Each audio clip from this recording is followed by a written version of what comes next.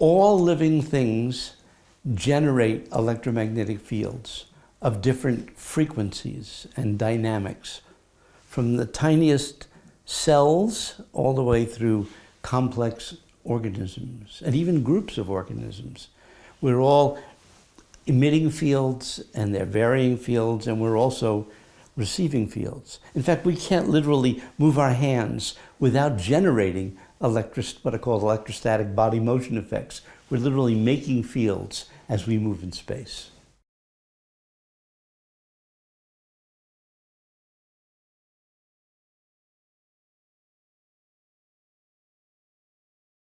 A healing energy or a healing field is a field that is used for the purpose of treating a disease or promoting health and well-being. A healer is trained how to be able to perceive their own fields and the fields of others, and then work with those fields to improve health and well-being.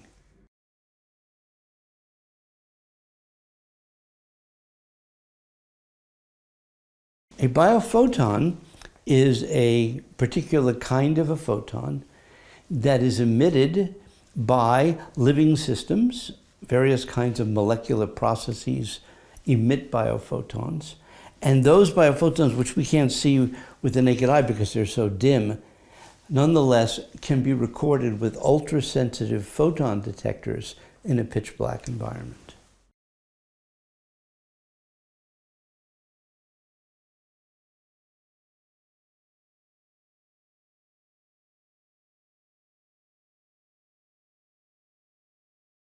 Plants have a number of advantages.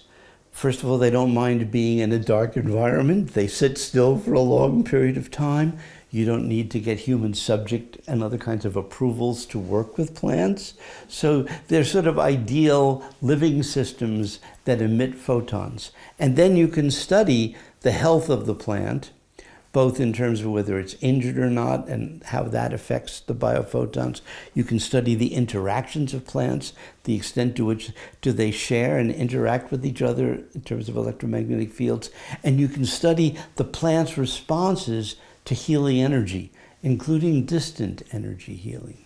We have done many experiments using plants and studying biophoton emission from plants and different healing conditions. Sometimes we work with individual healers who would be sending energy to the black container, which houses the camera, which is then in a black room, and we would have control plants. Sometimes were not treated, some were treated, or we would have groups of people, even hundreds of people, at distant locations, sending healing intentions, for example, to an image of a plant here in Tucson, and then studying the effects. We were looking to see whether or not if energy healers sent healing energy to specific plants under controlled conditions, would the plant's biophoton activity increase, for example, under specific conditions, indicating that their immune processes, their healing processes were being activated as would be predicted by theory.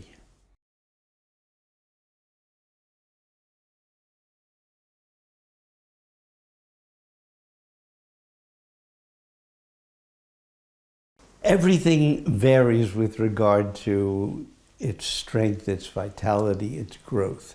So you always have to get a base rate of what control conditions would look like, so you know what the percentage of seeds would be growing under the identical conditions. And then what you do is you add an additional variable, like a distant intention healing.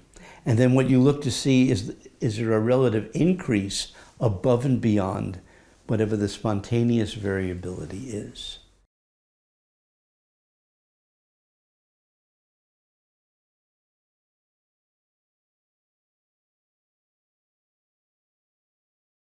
In some of our experiments, we measured the emission of biophotons in plants. In other experiments, we studied the growth of the plants. For example, the sprouting of seeds. And we're able to show that plants that were exposed to healing energy, they sprouted more quickly and they grew more quickly than seeds that had not been exposed to healing energy. When I looked at the totality of the experiments that we have done, plus other people have done, the consensus is that there is a real effect, i.e. that conscious intention, particularly trained and loving intention, can have effects on vitality and healing in plants, in cells, in animals, in people, and that those effects can be both local but also, quote, non-local or distant, and that those effects can't be explained by simple mainstream thoughts of either just chance or placebo or expectancy or belief, that there is something, you could call it paranormal, or you could just call it advanced consciousness, which has these kinds of effects.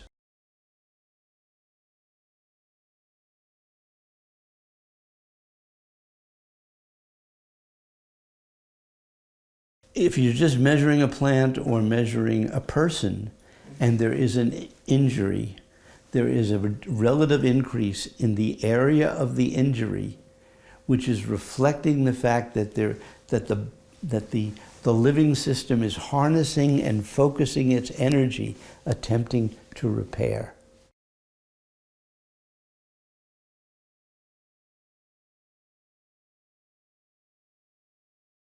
We also asked the people whether or not they believed that they were receiving Jo-Ray, to see whether or not the effects could be explained by belief. And what we found was that if a person was receiving Jo-Ray and he or she believed they were receiving Jo-Ray, the effects were the greatest in terms of their health and well-being. So it was a combination of the presence of the healing energy and their openness and belief to receiving it. The combination was better than either one itself. And conversely, if they didn't receive the Jo-Ray and they thought they weren't receiving the Jo-Ray, they showed the worst results. So it's not simply belief, it's not just energy versus mind, it's energy plus mind. Because our minds can affect our bodies and promote healing and well-being. The healer's mind and energy can contribute to our well-being. And if both of them are working in the same direction, the whole is greater than the sum of its parts.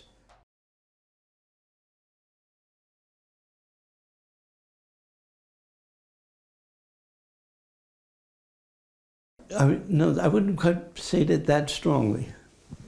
What I would say is, because some healers are really extraordinary, okay?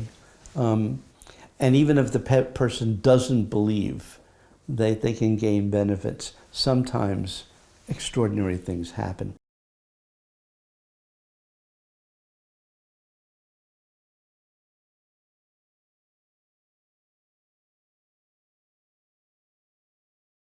In the process of my doing this research and directing what was called the Center for Frontier Medicine and Biofield Sciences, which was funded by the National Institutes of Health, I learned 6 different energy healing techniques, including Jo-Ray and forms of Qigong and Reiki.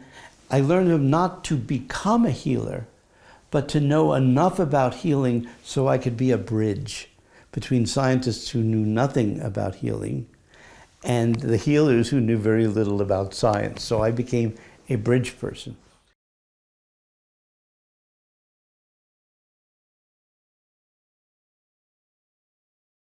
The kind of work that I have done and the healers that I've worked with have all focused on positive energy. However, healers can sometimes come into a setting and themselves be stressed.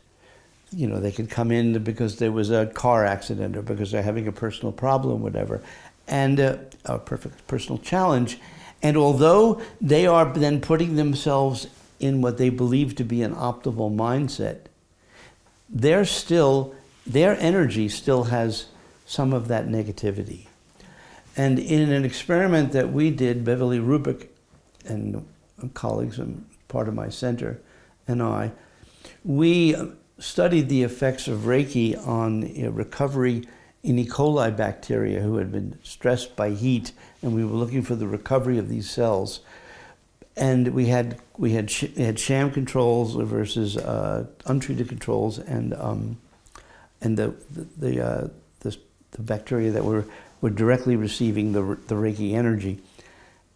And the healers, each time they came into the laboratory on a scale from 0 to 10, rated, for example, how stressed they were, or how calm they were, and so on.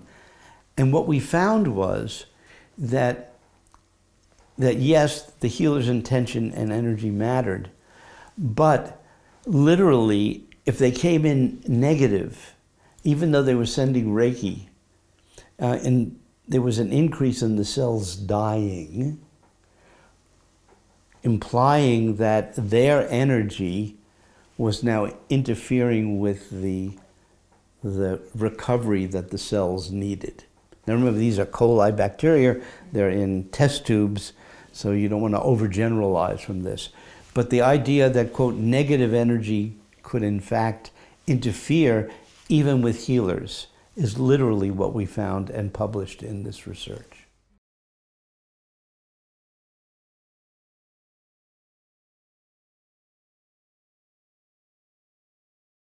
There are, I think, multiple reasons for why mainstream medicine and also the public, mainstream public, are reticent or reluctant to embrace the evidence which clearly supports this.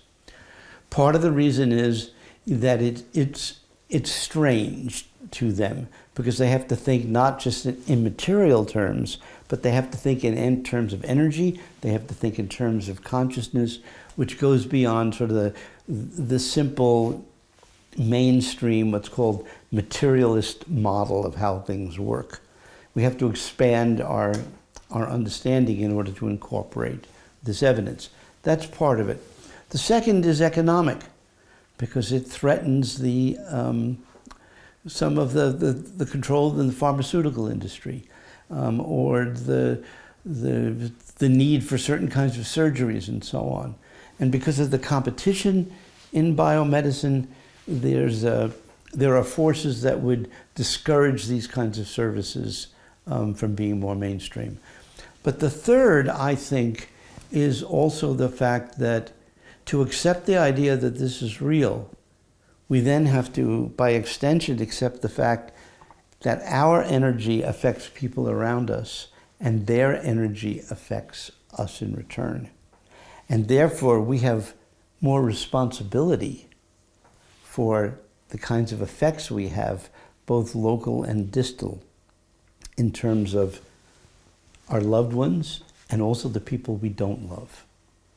So the notion that that part of society's problems is due to the fact that we don't want to take responsibility for the energy effects and conscious effects and powers that we all have. And that is a direct implication, broader implication, of the energy healing research and, of course, parapsychology in general. And that awareness is challenging and threatening for many people.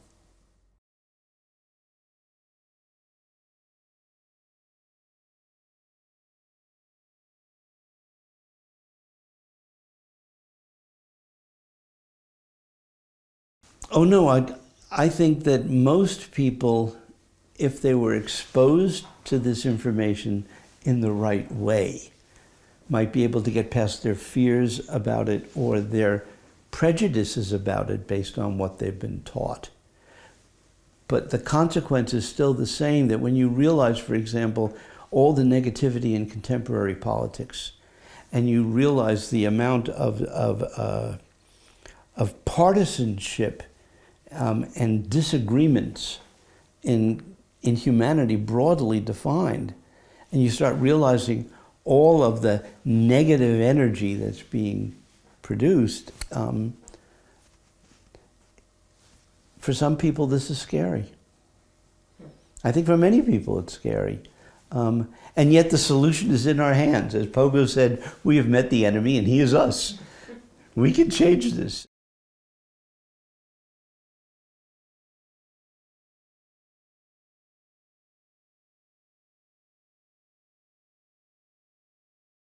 The belief and the evidence that people, particularly young children, spontaneously can recall events of people who lived previously.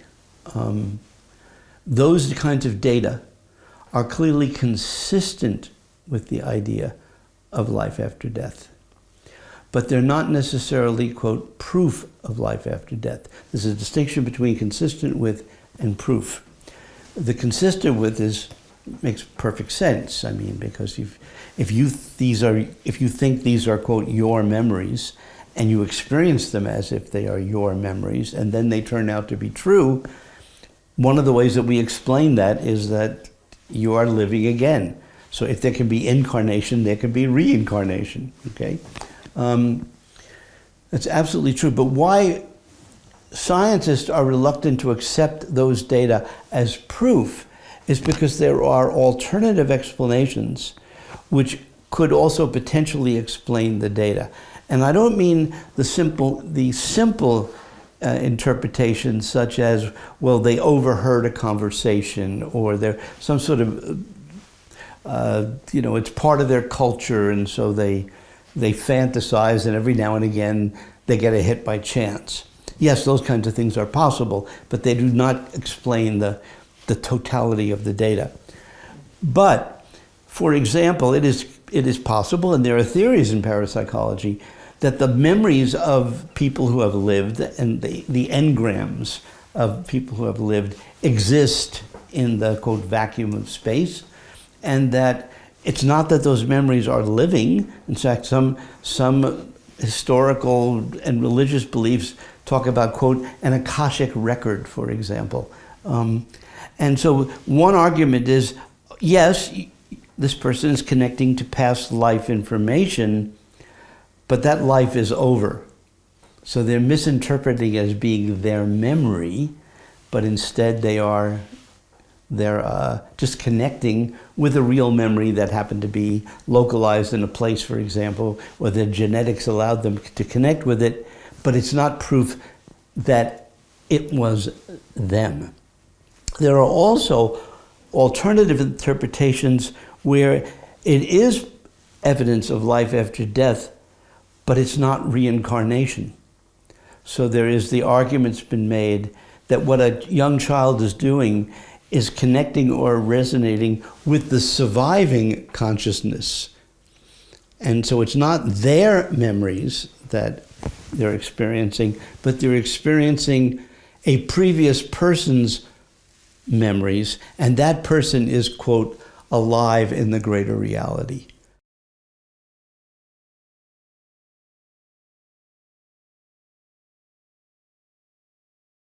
There are people who professionally practice what's called past life regression, where a person relaxes and is put into a quiet, peaceful state, and then the therapist takes them back in time and encourages them to re-experience or experience information from the past that often feels like a past life. And very often people who go through that process experience positive effects. All kinds of issues, both psychological and physiological, have been observed when people engage in that process. And the question is, how do we know is that because they've had these experiences and they're very vivid and they've shown healing, does that therefore mean that that was really a past life?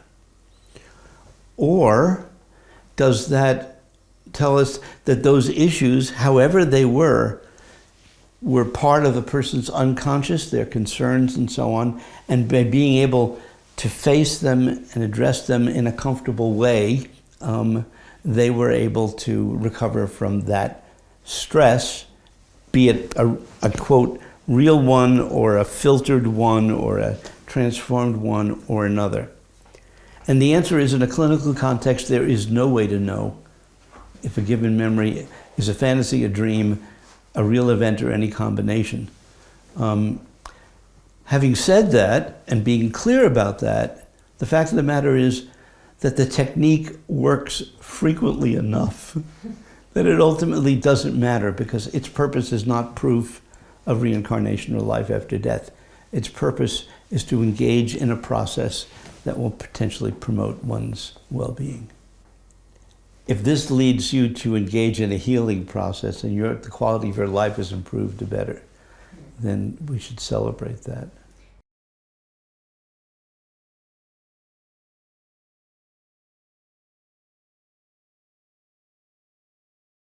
I think that scientists need, as a profession, and I would also say the public, needs to be less concerned about how something works and more concerned about, does it work? Because if it doesn't work, it doesn't matter how it works. And if it does work, we should take advantage of it while we try to explore and understand how it works. The truth is, there are many things that we use and take for granted. We don't know how they work. But if the only reason we use them is because we absolutely had a theory for how it worked that made us feel comfortable, then we wouldn't benefit from these effects.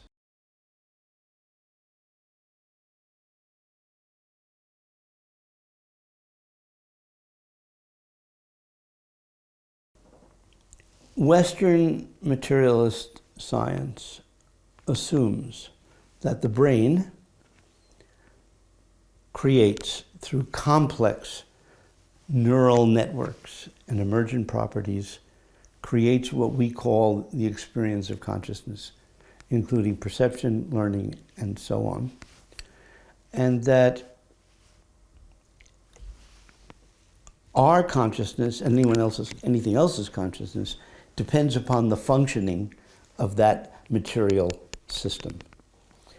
And the implication is very clear that if consciousness is a byproduct, a side effect of the brain, that when the brain is injured and ultimately dies, then consciousness dies too. And therefore, the materialist model says that survival of consciousness is essentially impossible. That's the strong form of the materialist perspective. And that's why most people who are materialists, who are neuroscientists, who are materialists, do not believe in life after death, because they assume no brain, no consciousness, case closed. However, what if that simple model is wrong? What if instead, and I'm not by any means the first person to have said this has been said for over 100 years from people like William Brames and Wilder Penfield and the person who won the Nobel Prize literally for the discovery of the neuron. Then instead of thinking about the brain as the creator of the consciousness, you can think of the brain as being like an antenna receiver for consciousness. And therefore, in the same way that a television does not create the TV shows, but rather what it does is it picks up this information, which is typically outside the television, and then converts it into a form that we can see. The brain could be a brilliant, absolutely brilliant, smart television. Okay, and that doesn't take away from the beauty of the brain. It's phenomenal. But if the brain is more like an antenna receiver for consciousness, then when the TV dies, that doesn't mean that the television show dies. And therefore, the prediction is that if you have another television, another way of picking up the information, you will see that the information is still there. And so one of the ways that mediumship enters the realm of science is that it provides a technique that can speak to whether the model of the brain creates consciousness is correct or not.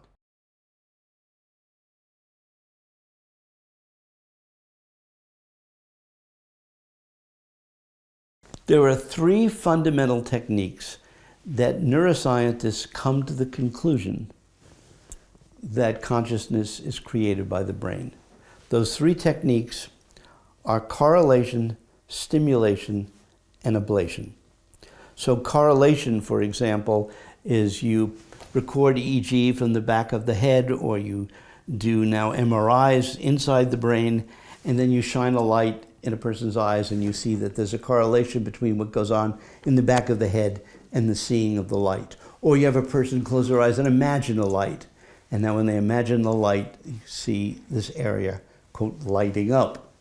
So there's a correlation between perception of light and this area of the brain. The second is stimulation. What we do is we stimulate that. In the early days, you literally had to do it surgically, you had to remove the bone and stimulate electrically. Now we can do that magnetically outside the brain and so on. And what you observe under those circumstances is that people have visual experiences of various sorts. So that's stimulation. Then ablation. You can, for example, either with injury to the back of the head, you can have damage to the occipital region, or you can surgically remove parts of the brain, and you can show selective deficits in visual perception. Correlation, stimulation, and ablation, all triangulating, pointing to the same direction that, well, consciousness requires the brain. So the question is, what's wrong with that logic? Well, what's wrong with that logic is that those are the same three procedures that a TV repairman uses to discover what's wrong with your television set. So, for example, he will put electrodes on particular regions inside the TV set, and then what he will do is look for correlations between what's going on in that part of the TV set, or a brain, and what's going on the TV screen. And he finds a correlation. He'll do stimulation. He'll take a particular probe, you'll stimulate different components, and you'll look and see what's going on the television set. That's stimulation. Ablation. In the old days, you'll remove a tube, or you remove a transistor, or you remove an integrated circuit. And lo and behold, you find a deficit now in that particular region of the television. Now, does these three things, correlation, stimulation, and ablation, lead us to the conclusion that the TV set created the shows? Of course not. Those same three procedures are consistent with the idea that a system could be an antenna receiver for a signal as opposed to the creator. They do not distinguish between those two. Mediumship as a fourth procedure does. Why? Because the materialist conclusion is very clear. If the brain creates consciousness and the brain is now inoperative or now dead and demised, there is no more consciousness. But if a medium, a real medium, under controlled conditions, can receive accurate information about a person's deceased loved one, and that information shows all the properties of being alive, then that tells us that it distinguishes or rules out the brain creates consciousness theory, at least in its strongest form, and rules in the possibility of life after death.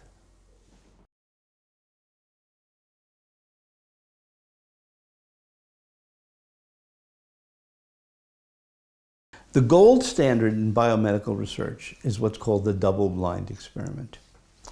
And most of the studies that I did previously were double-blind experiments, meaning that the medium was kept blind to the identity of the sitter and therefore the deceased history of the person that they were reading. And also the experimenter could be kept blind to the identity of the information, so that when the reading was taking place, the experimenter, since they didn't know the details about the sitter's loved ones and so on, there was no way that the experimenter could be inadvertently cueing the medium. The problem was that the sitter was not blind, because the sitter was always present when the reading was taking place, and it was possible that the sitter was biased. There was always the question, well, how do you know that the sitter is accurate in their judgment and that they're not somehow influencing the medium, or that the medium is not reading the mind of the sitter? So what we did was we added a third level of blindness that made it triple blind. And that is, we did not allow the sitter to be present at the time that the reading took place. The experimenter became what's called a proxy sitter, meaning the medium was told that a particular deceased person would be coming, and they could be given a first name, let's say John. Now, how many Johns are there in the world? Millions. But only one John was being invited to this reading, the John that belonged to the specific sitter. But that sitter was not there. Then the medium would ask the sitter a particular set of specific questions where the experimenter doesn't know the answer, and of course the medium doesn't unless she can receive information from John. Then what happens is, after all that information is collected, the sitter, who was not present, is given two sets of readings. One was all the items that the medium got for them, and then another reading which the medium got for another person, which of course would be a control for the primary sitter. So now there are two sets of readings. The sitter is not told which reading was their reading. So they have to score each reading as if it was for them, and score to what extent. Was it a complete miss? Was it a possible hit? Was it a probable hit? Was it definitely a hit? An objective measure for quantifying the degree of hitness or accuracy of information. They would do the same for both readings. They would then summate the readings, and then they would try to pick which reading was theirs. Triple blind. The medium was blind, the experimenter was blind, and the sitter was blind. And even under those circumstances, it got clear statistical significance that the sitters could detect substantially beyond chance which was their reading.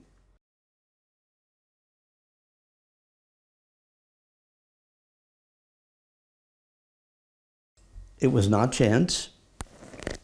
We can conclude that it was not somehow some psychological cueing or guessing. We can conclude that it was not mind reading, paranormal mind reading of the experimenter. And it's a real stretch to conclude that somehow they were mind reading a distant sitter whose identity they didn't know. The most plausible explanation, when you rule out all those other explanations, is what the medium says, is that they were making contact with that deceased person.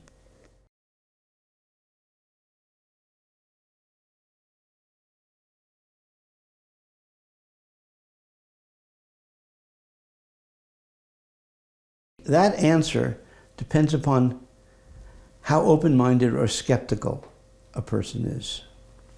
If a person is open-minded and they would follow the evidence, if you look at the totality of the experiments, including what are called meta-reviews that have been done, the evidence is already very compelling that mediumship is real and that the best explanation that accounts for it is life after death. At this point, it's really somebody who wants to come up with an alternative explanation. They have to provide evidence that their explanation works. That's if you're looking at the data openly and fairly.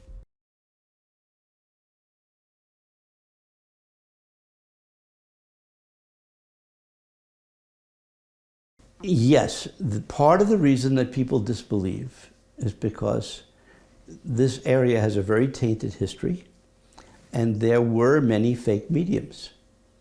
And that's why we go to such great lengths, and have done so for years, to rule out any possibility of fraud.